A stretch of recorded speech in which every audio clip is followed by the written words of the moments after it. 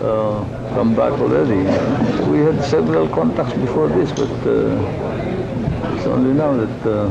when did you really come down? When did you finally... few days ago, sir, when Governor contacted me. Is that so? Exactly. Where is the other commander? Commander Aguila? Commander Aguila is there, sir. Here? Now? Yes, sir. I'm glad to...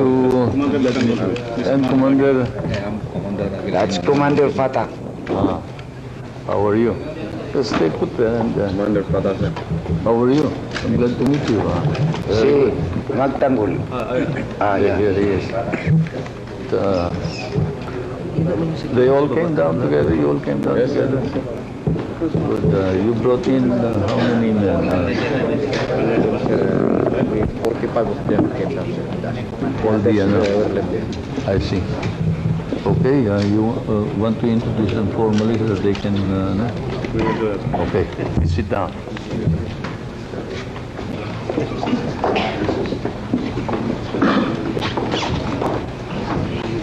Ikaw na.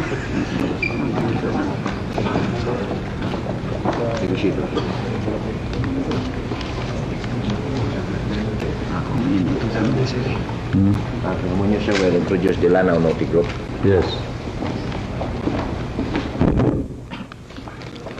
Your Excellency, President Marcos, gentlemen, good evening. Sir, I would like to introduce and present to you some top commanders of the Lanao Norte Revolutionary Command of the Missouri faction who have been recently enlightened and have decided to come down and return to the folds of the law and join and serve the new republic. First is Pendibasing Makadag, alias Robert Aguila, the commander of Zone 3 of the Lanao Norte Command. He will also present to you, sir, his personal rifle as a token of his returning to the folds of the law. Jiwan, Jiwan niya, Jiwan. Jiwan.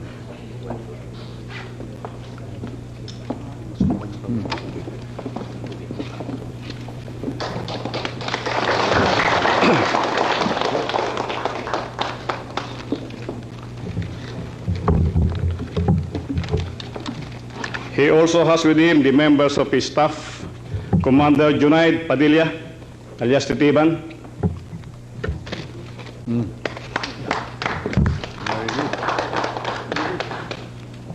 Commander Muscala Ampaso, alias Mus.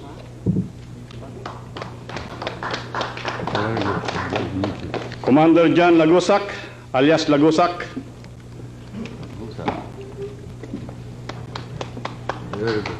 And Commander Naga Gumpal, alias Kamid.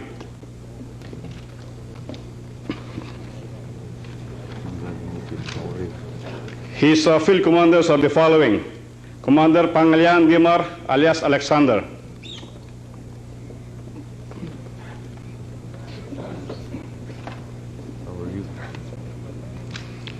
Commander Amaril Rumaraban, alias Magidala.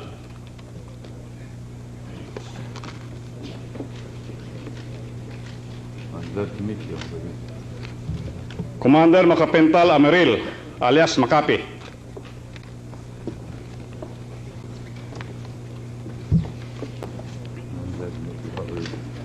Commander Reni Ahmad.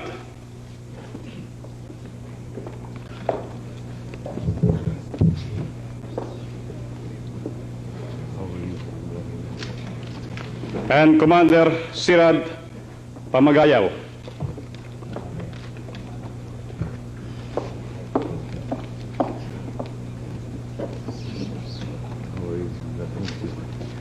The other commanders, sir, are the following: Commander Abalos Makundara, alias Al-King Fatak. He is known as the Provincial Field Marshal of the command. He has with him Said Butcha, alias Commander Jumalil. Sir, he is the operations officer of Commander James Band. Other commanders are Batalo Ambog, alias Commander Dante Barona, the municipal commander of Munay, Lanao del Norte. We also have Subair Jalongan, alias Commander Lawing, the District Commander of Baloy, Lanao del Norte. And also we have Tarapas Anguila, alias Commander Tarapas, the commander based in Bacolod, Lanao del Norte. Sir, the principal negotiators for this group are Regional Assemblyman Mas Umpa. Very good. Congratulations. Also, Mr. Danny Alinog of the Ministry of Agrarian Reform based in Lanao del Norte. Congratulations. Very well done.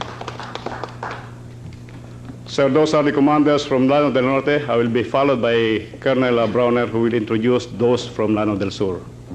Very good.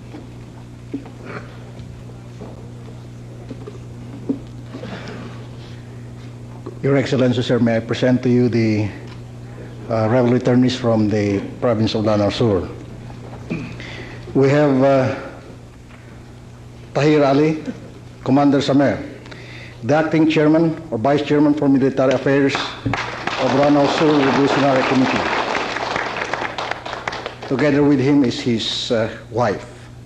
Very good. We would like to present a weapon, the modified carbine.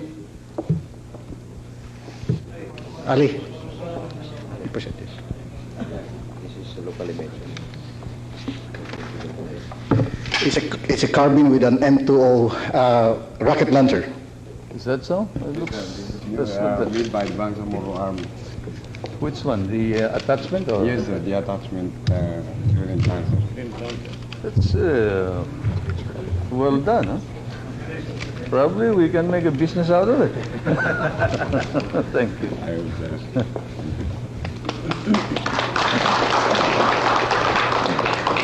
The next commander is Munakiram Batabor, alias Commander MAGTANGGOL, Zone Commander of Zone 4, Lanao Norte Revolutionary Committee. Very happy indeed to be able to welcome you. Next is Amir Rascal, Commander Ador Papas, the Deputy Zone Commander of Zone 4, Lanao Norte Revolutionary Committee. We would like also to present to you an AK-47.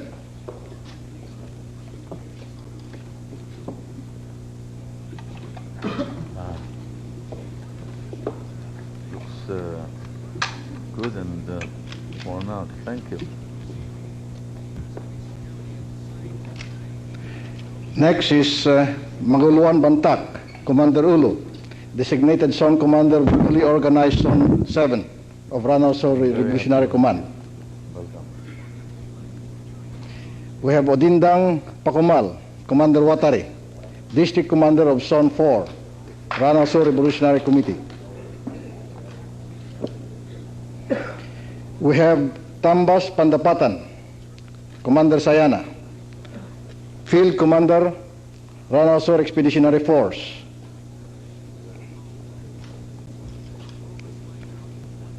We have Linug Bulua, Commander Joker, Field Commander, Lanao Norte Revolutionary Committee.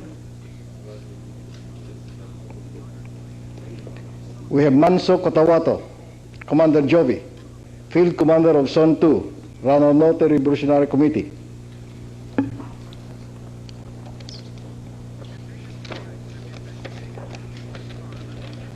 We have also other commanders here. Kandik Kayamula, one of the top 90 MLF foreign trained leaders, training director of the Moro Class Revolutionary Command. We have Buhisan Tahir, Commander Nevada, District Commander of District 1 of Division 1 under Zone 3.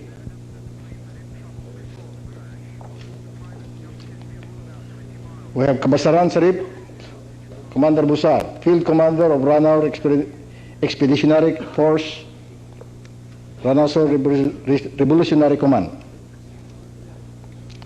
And lastly, we have Ali Mamungkara, Commander Tiger, Intelligence Officer of the Black Commando, Lanao Sur Revolutionary Committee. Together with this group, these leaders represent 183 rebel returnees, together with a total of 134 firearms. Negotiators for this were, of course, through our governor, and we had the Chancellor Tamano, Director Buluto,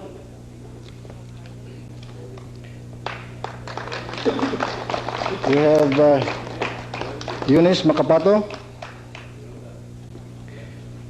We also had Colonel Goria of the Balderrama Logging, Mayor Dalaga Langit of Lumba Bayabao, Mayor Inurak Lantud of Pantaw Ragat,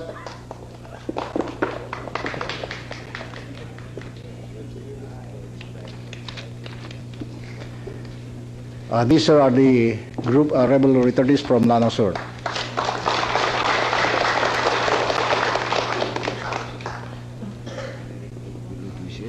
Second place in the bar examination and 10th place in the. Whom do you want to speak? Let's listen to whoever wants to speak. You want to speak, Commander Tairali? And also later on, Commander Aguilar, who wants to speak.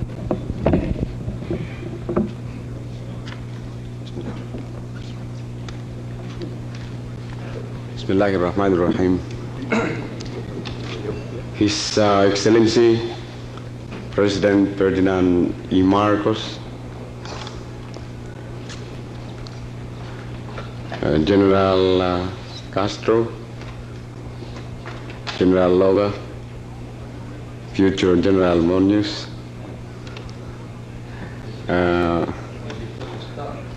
Governor, I'm sorry, the Chief of Staff of the Armed Forces of the Philippines, General Fabian Vier,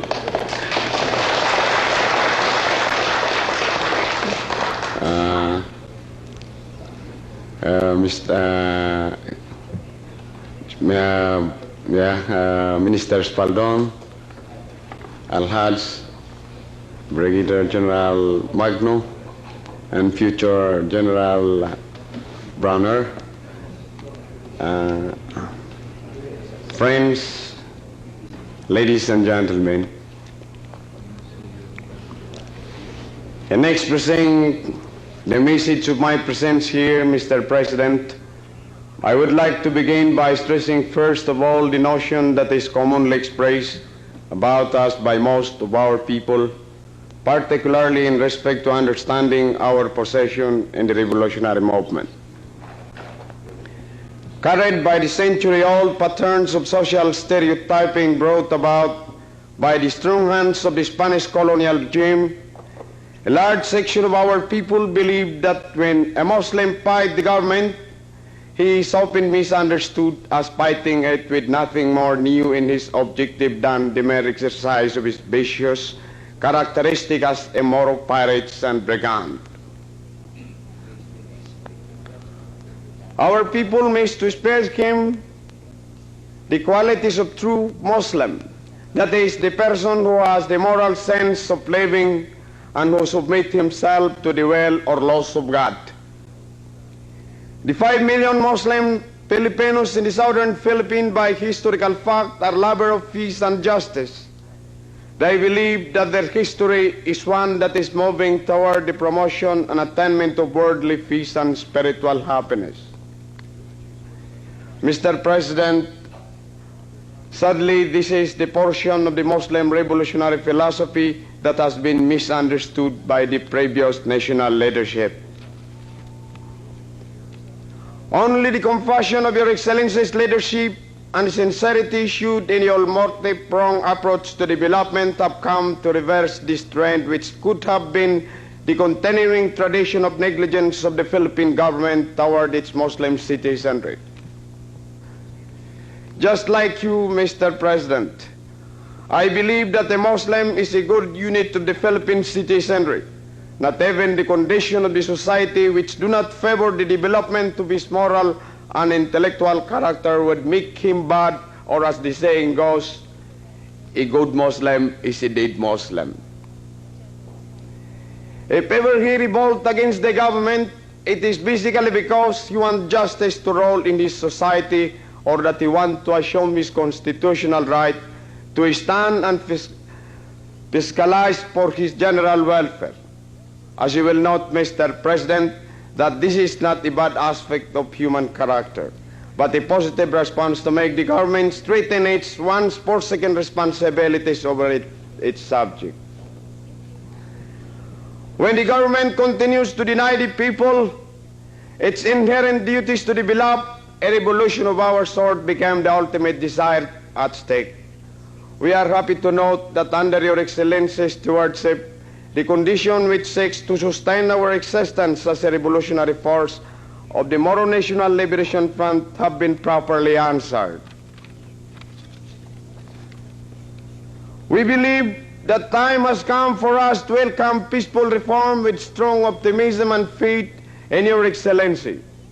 As a good Muslim who stand by the tangible manifestation of your Excellency's policies of reconciliation and accommodation, we have our moral duty to support your Excellency's administration and development project.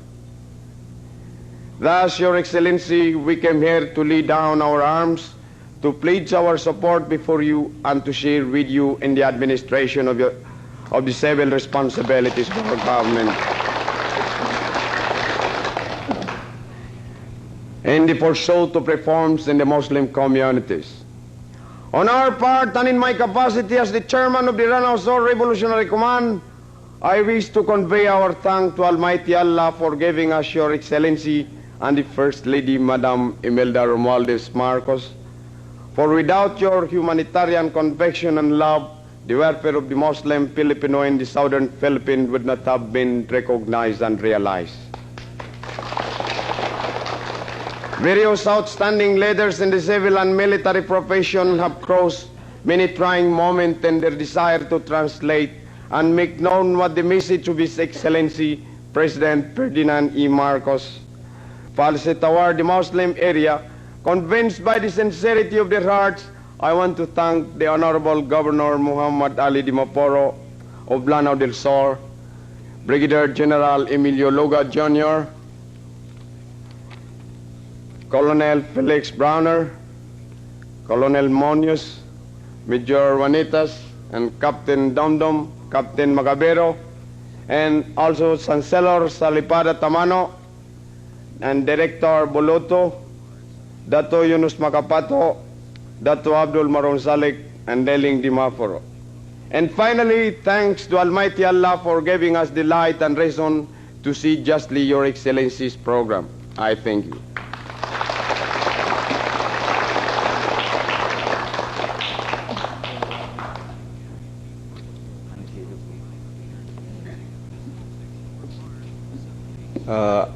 Assalamualaikum warahmatullahi ta'ala wabarakatuh.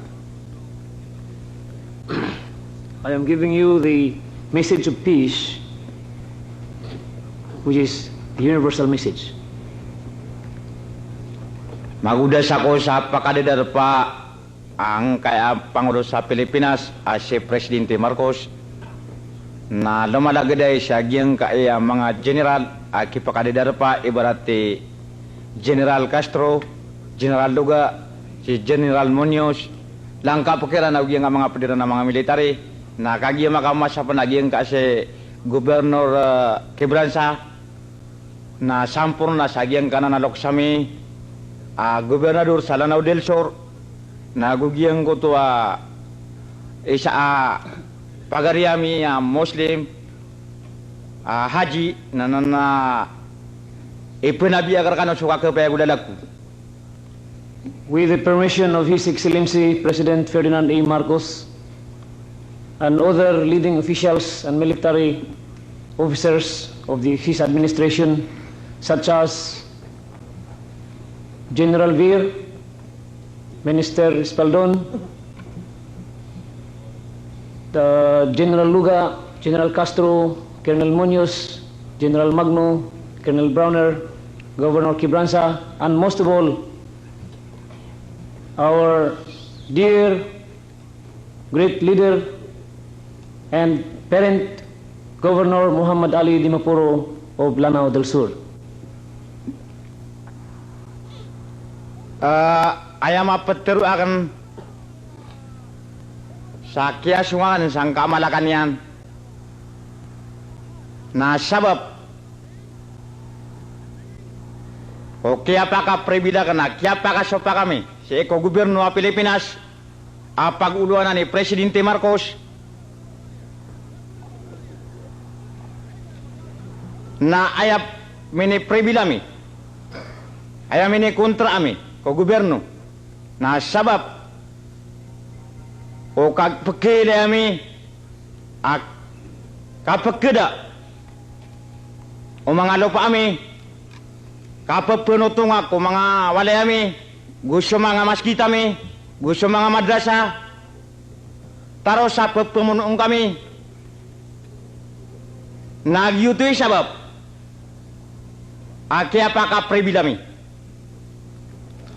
I would like to explain that among the reasons that led us to join the MNLF forces are the following. That we saw that the government in previous years could not help us, for instance, in the killing of innocent civilians, the burning of our mosques and homes, the taking away of our ancestral lands, as well as in our inability to obtain jobs to make us live. Nagkagya iman to at sudah kami siya pa nakapakataling na miyaw serakan ko kaya negositarakan nagyang ko to si asimbulan masarang umpa isa na naman na naguntaman ko kapagkabagra ko di ikang gobyerno isang Pilipinas na lalambu nagyang karedyun tulab na miyaw siya inirakan akan na uba benar.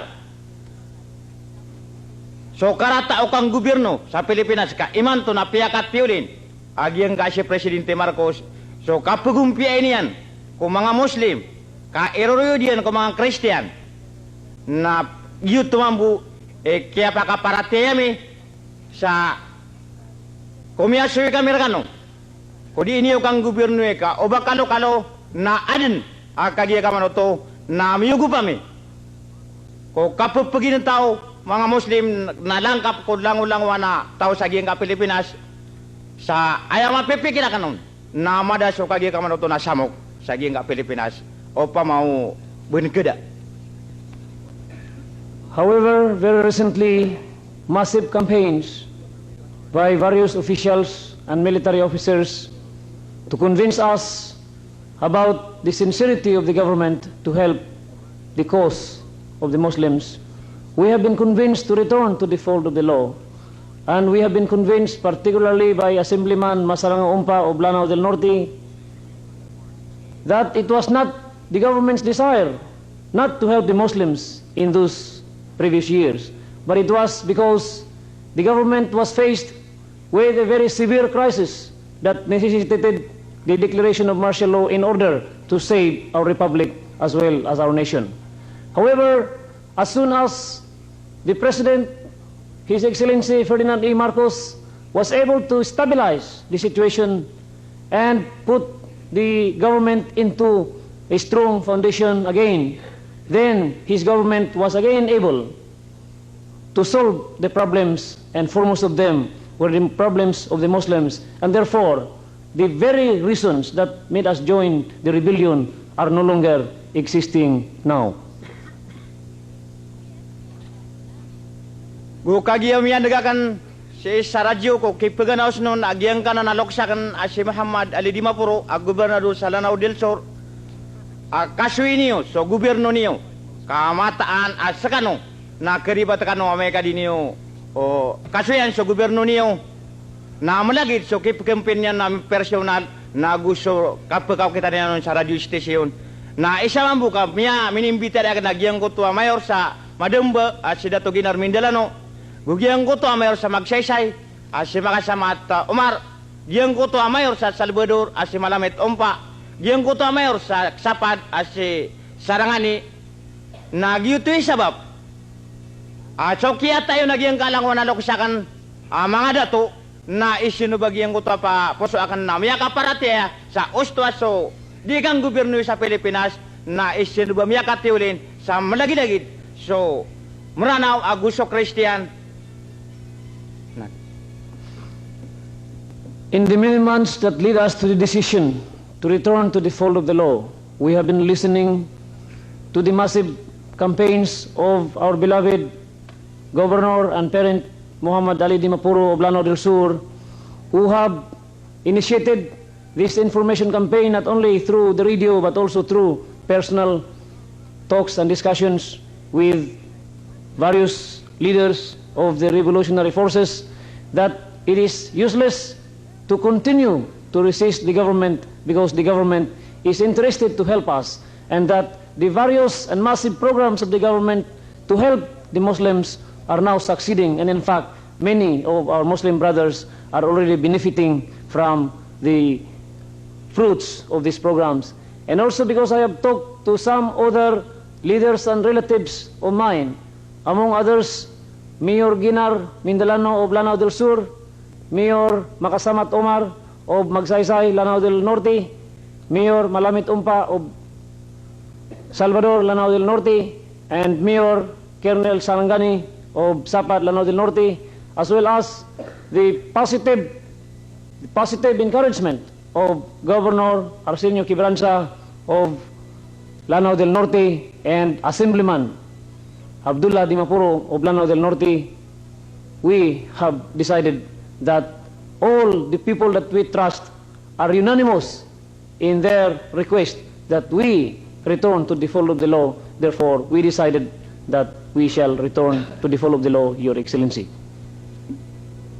So kaya kasi ako ko gobyerno na piyaki ilang kira na tito ka ini paladakan sa giyang ka mga sa kay Cornel Munoz agyang ko to sinapakan sobra so nampolo genuine na taman sa giyang ka mga watakan na kaya saksiyan yan ini pagi kala sa mi agyang ko to kapag itabang ami ko gobyerno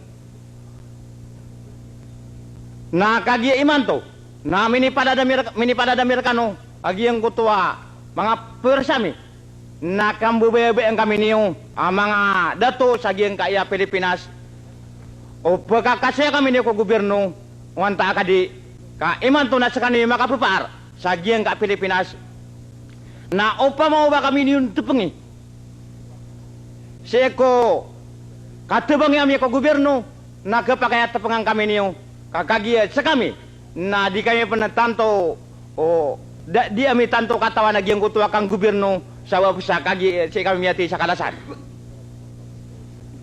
As a proof of our sincerity, we have laid down our arms, 66 of them, and we have turned over these things to Colonel Munoz, and I have just given symbolically my own personal arm to the President, His Excellency Ferdinand E. Marcos, and now we are under your care, and we are convinced that you will take care of us.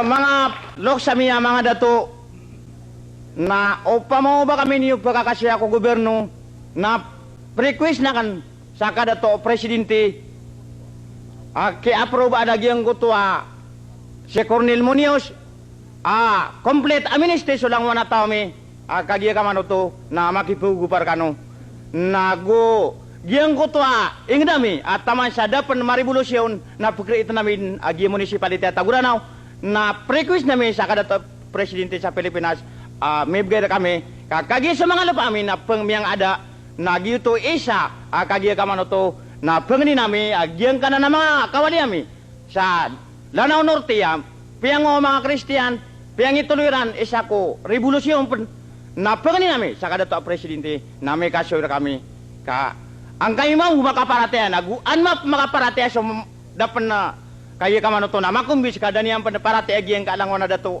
kumbins kiran na ame kami iliran at sa kami na inibigay niyo kami lang wana dato ame so kayo ka man to nakabay ami na masikan apaka ayon si Rambo sa langon siya makayon sa gugupanin langon so kang gobyerno sa Pilipinas. In order to make us fruitful citizens again of the Republic, we have a few requests for His Excellency Ferdinand E. Marcos. Among these are the following: the grant of amnesty to me and all my followers, as well as the creation of the municipality of Taguranao, our very own place, a request which we had filed even before the start of the conflict between the Christians and the Muslims. Pagkata sa dia kan siya katero, na dia kan nama pendilengan sodang wana panginakan sa presidente, katungan niya pagkata sa oras, na isa request na kan sa kadato presidente, na giyang kuto akikapipir sa mga tao kan, na panginakan, ma-request akan, kaan, uba akan mitilo, na giyang kuto mapirsoron si isang Manila, ka anak ko kabarat ya sa giyang kuto mangingitino, ame ka, may lera na miyawitakan sa mga perso, ibarat giyang kuto si sumira makabalang, giyang kuto si Hussein Mama, giyang kuto si Osudan Sampurna, ama perso saya, giyang kuto si Pangalanan, si ima perso sa Lanao Norte, giyang kuto si Momol, katay sa mga pangarinan, nakagiya ka manoto na pala ang siya militilon, ka Arapilan, nagusingan niniran sa an makagup sila ng kodikang gobyerno sa Pilipinas. Sa dia kan dilengan na kami susurat si isto kagi kawan to na. Lang wana singan nina kan na ipulada kang busap ato banga na presidente. I would not like to state in detail all the requests that I would like to make with our beloved president. I will only summarize one thing, and that is for him to kindly release to me some of my followers who are now under the custody of the law, so that this can serve as an example for my followers who are still about to return to the fold of the law to believe the sincerity of the president. I am convinced that these people, if convinced, will again join me in returning to the fold of the law. The rest of my other demands, or rather requests, are there, and I will give them to the president.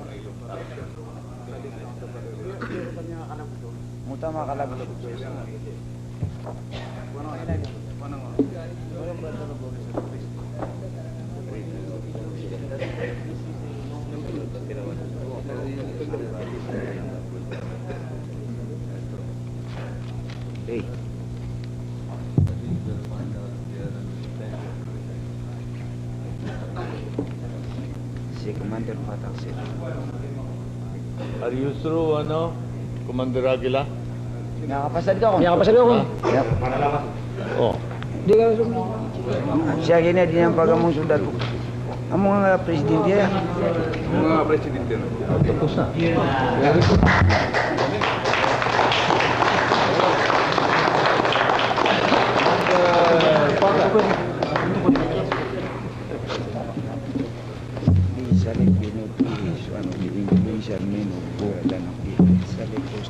Your Excellency, Governor President Ferdinand E. Marcos, General Fabian Bir,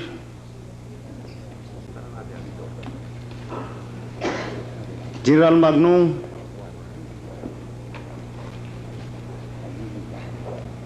General Castro,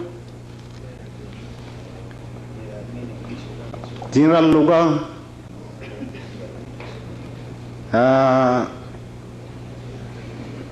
Colonel Munoz, Colonel Brownier, Governor Ali Mapuru, Governor Arsenio Quibranza, and Prince. For almost 20 years,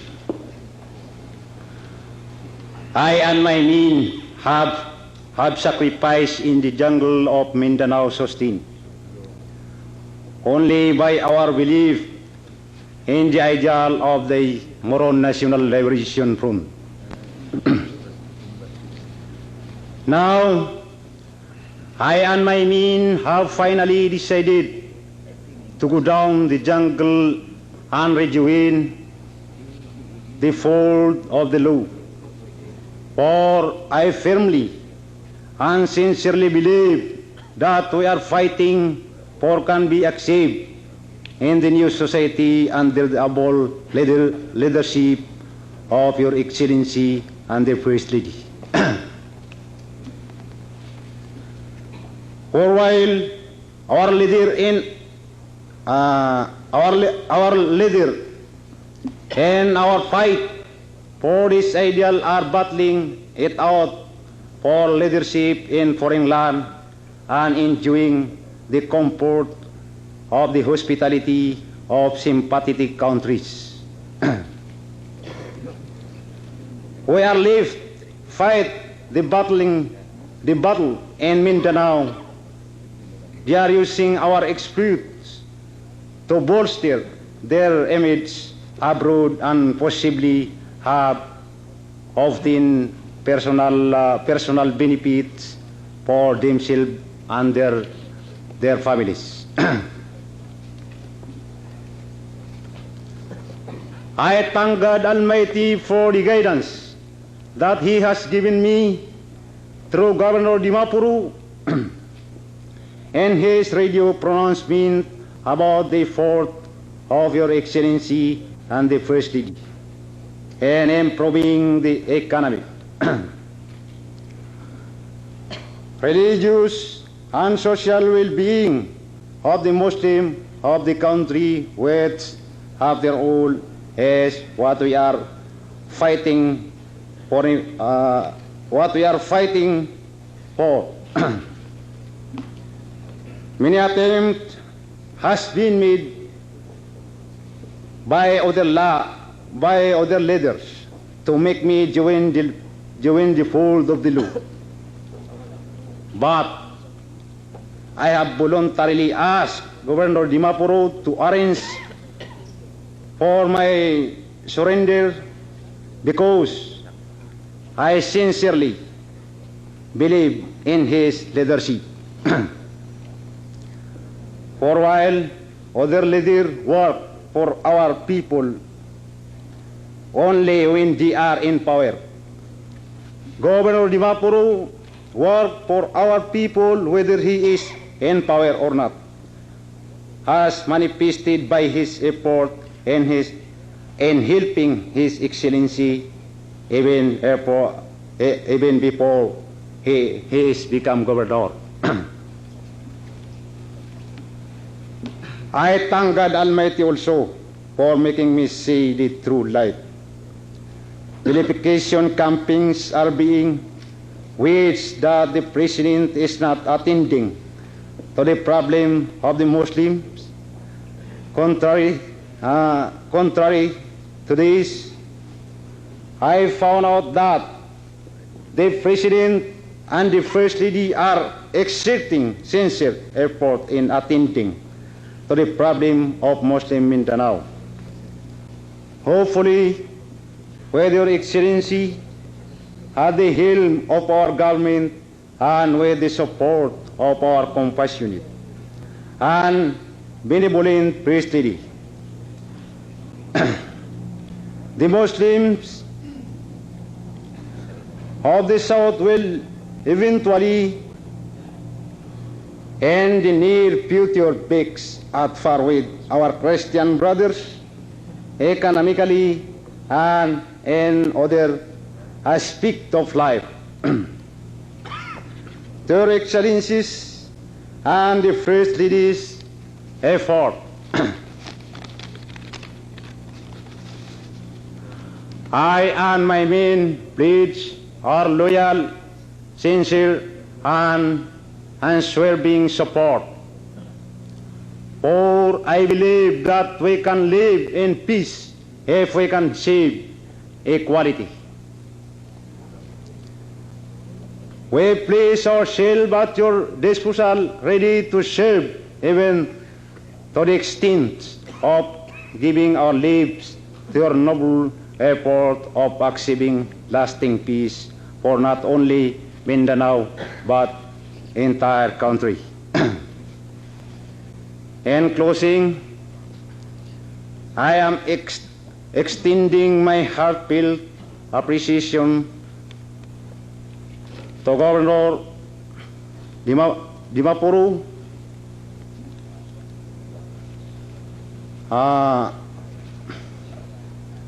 General Luga,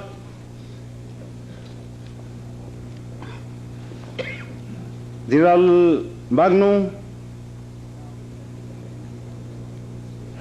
Governor Arsenio Quibranza, General Castro,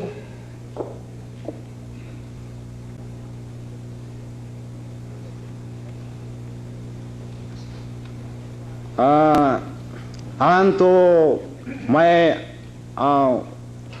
Colonel Munoz, Colonel Browner, and to my best brother, Mr. Danny Alinog of Agrarian Reform, for the assistance that they give in coordinating and facilitating our return to the fold of the law. I thank you.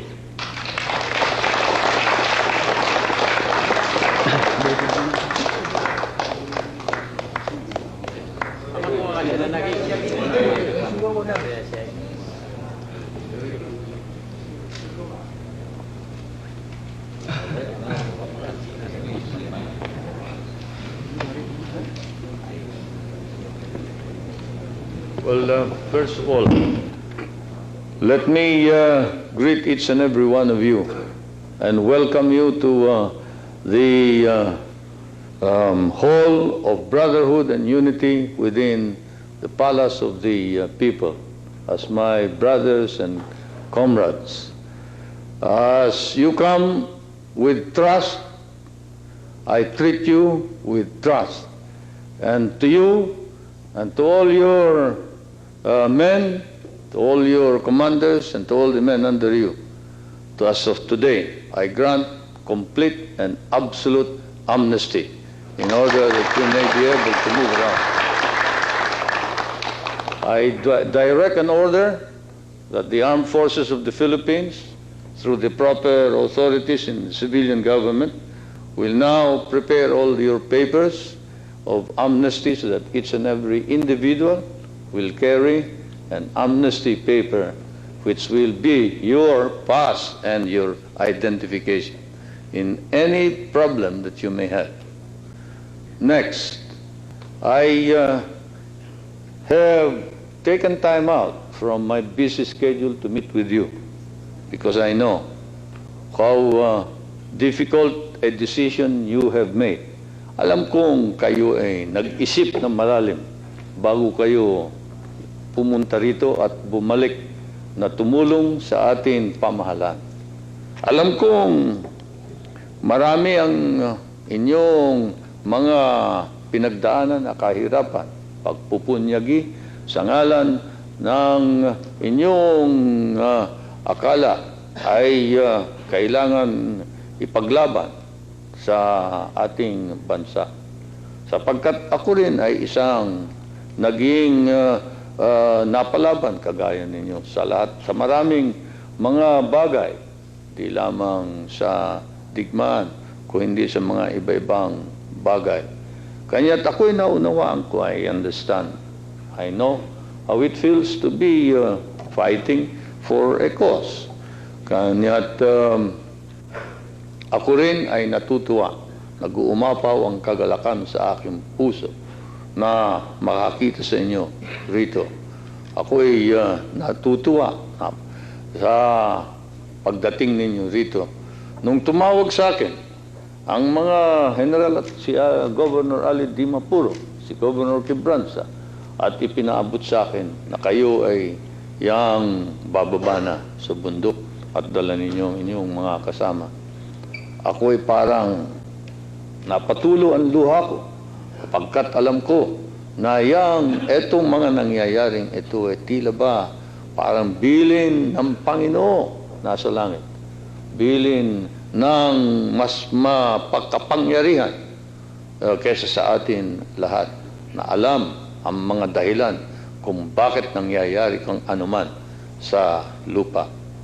Kanya't ngayon ay ako'y natutuwa nga Ngunit yung katuwaan na yan ay aking tutuloy.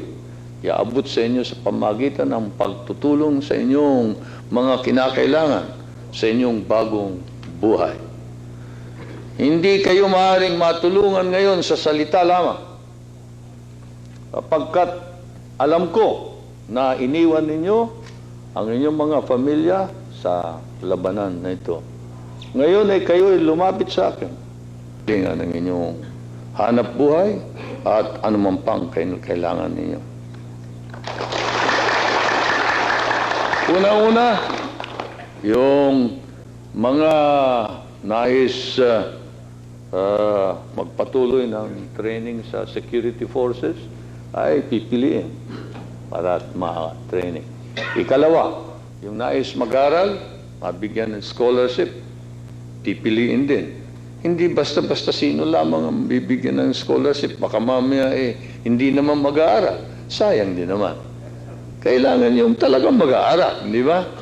Ang bibigyan natin ng scholarship yung magiging talagang magbabasa. Baka mamaya pagpunta rito sa Rojas Boulevard lang ang tuloy parati, gabi-gabi. Huwag naman. Ang bibigyan natin yung mga ating kasama. Bakit? Apagkat ang mga ating kapatid na Muslim ay naiwan sa pag-aaral, kagaya din ng inyong mga kapatid na kapatid ko doon sa mga tribo, sa Cordillera, sa aking banda, sa may norte. Parayo rin kaming kagaya ninyong kulang sa edukasyon sapagkat sila rin lumaban din at ayaw din magpadala ng mga anak sa paaralan. Ayaw nila sapagkat ika nila. Bakit kami pa-appear yan sa mga dayuhan? Ngayon, nung napalit na nga ang may hawak ng kapangyarihan dito at Pilipino na pala ang may kapangyarihan, ika nila, balik tayo. Kanya't sila ngayon ay yang humahabol. At lahat ng kanilang mga anak pinadadala sa paaralan. Naghahabol sila. Ganyan din ang dapat natin gawin sa mga ating kapatid na Muslim. Humabol tayo. Kapagkat nahuli tayo ng konti. Humabol tayo. Padala natin lahat ng matatalinong mga anak natin sa paaralan. Bigyan natin ng scholarship. At nang magkaroon sila ng mga profesyon, yung mga magiging doktor, mga magiging abogado, magiging inhinyero, magiging mekaniko, magiging mga ating pagbabatayan ng bagong republika. Yan ay kinakailangan. Pipiliin natin. Ikatlo, yun naman mga ating sa ngayon ay may familya, ay kinakailangan mabigyan agad ng lalagyan. Bubuksan natin ang mga lupa ng ating pamahalaan. Public lands. Sa lahat na ng mga, kung saan naroon meron, at hihingin ko ngayon, sa ating mga commissioner at mga gobernador, na dalawa, na humanap tayo, let's look for public lands which we shall use as settlements for these returnees in order that they can set up their families. That's the request of the commanders who have spoken. Incidentally, in the speech of Tahir Ali, he spoke of the fact that the Muslim has always been treated as a pirate, an outlaw in the history of our country. I want you to know that I am writing a series of history books known as Tadhana. And in those history books, I paint the Muslim as truly a warrior and a patriot of the Filipino nation, and not as a pirate and an outlaw. And that is why one of our great heroes are the sultans of the Maguindanao and the Maranao. Sultan Kudarat is one of our national heroes. I have proclaimed him so. And you remember him, he was the sultan who called upon the tribes of Calamianes, Visayas, Luzon, and told them, why do you submit yourselves to the Spaniards? When the Spaniards are the colonizers, they try to divide us. We are one nation. Let us be one nation and fight them together. And this came from a Muslim leader. Now coming from a Christian leader, although a Muslim at heart, because I am supposed to have come from the south, you know. The people in the north really were migrants, were migrations from Sarawak. What is my town? My town is Batak. Why is it called Batak? Because it's named after Batak in Sarawak. And supposedly they came from Sarawak and migrated to Ilocos. This is the story of the migrations between the south and the north. And therefore, you and I may not be far from each other. By the accident of history, you are a Muslim and I am a Christian, but that's only an accident. That's only an accident. It is possible that you would have been the Christian and I am the Muslim, but the accident did not turn like that way. So you are now the Muslim and I am the one talking to you. Probably it should have been the other way around. I would have been the rebel and you would have been the president. It could have happened that way too.